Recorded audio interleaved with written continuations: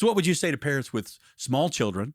What would we do differently? Because we did probably a lot of that kind of stuff, like suck it up, 100%. buttercup. You know what I mean? Yes. And, and again, the good news is parents, like I know we can sit in these moments and be like, I have totally destroyed my kid's future. You know what I mean?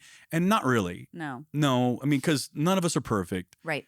None of us have it all together. We are learning as we go. Yeah. We can say sorry, Yes, and should. Right.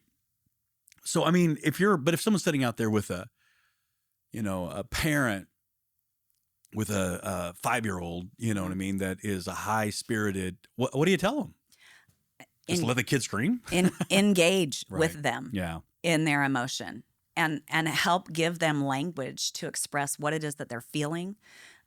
Allow them to... How does that make you feel? Yeah.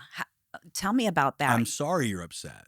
Yes. Yeah, things like that. Like, I see that you're crying. Tell me, is something hurting you?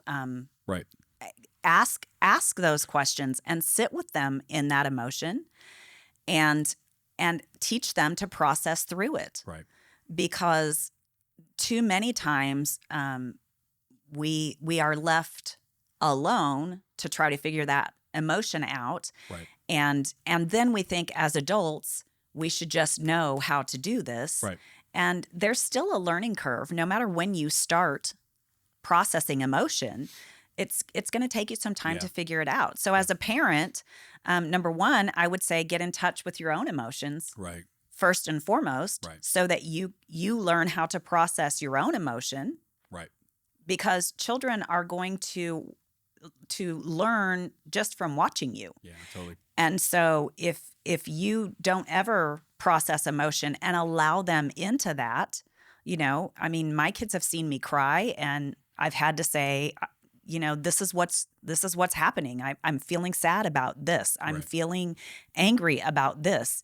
And then there have been times that I've, lost my temper and acted irrationally and lashed out in anger and had to go back and say, I'm so sorry.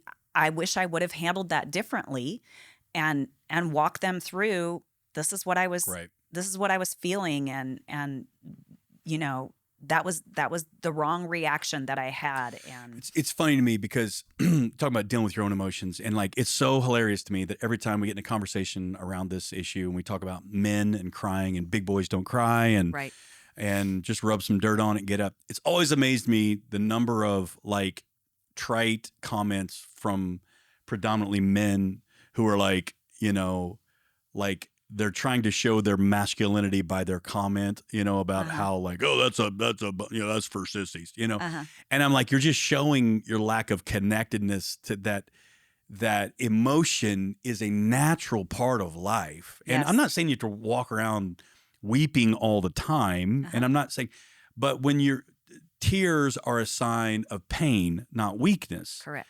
And so, it's so funny to me when guys are like, "Bleh," and it's because they're so, I would say, emotionally constipated that like, we can't go there because we don't know how to do it in a health, you know what I mean? Like we're going to lose control. We're going to, we can't go there. I think not only that fear, but there's also a fear of, will I be rejected? True.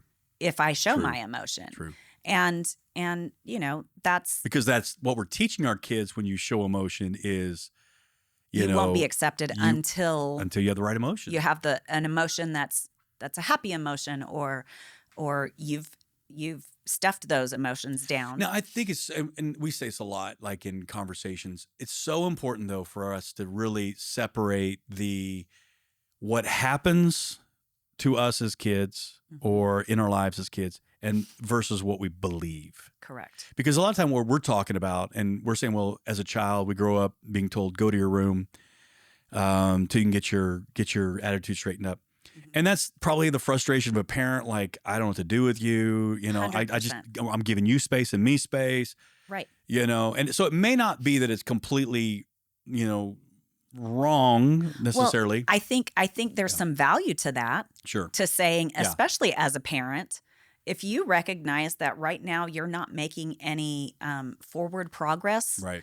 Hey, it's great to say, hey, we need to pause because my emotions are probably I'm reacting, more strongly than what I should be right now. And so we're going to take a break for 15 minutes and we're going to come back together once we've had some time to just take a few deep breaths and then come back and discuss. And so what it comes down to, though, is what we've said a lot of times is like the difference between what happened to you versus what you believe. Right. And so what happens in a case where you're talking about, go to your room, young lady, until you can get your attitude, until you can have a good attitude.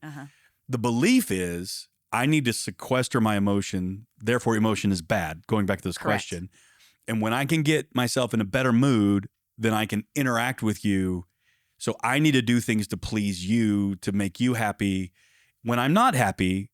And so now emotion becomes seen as a negative thing.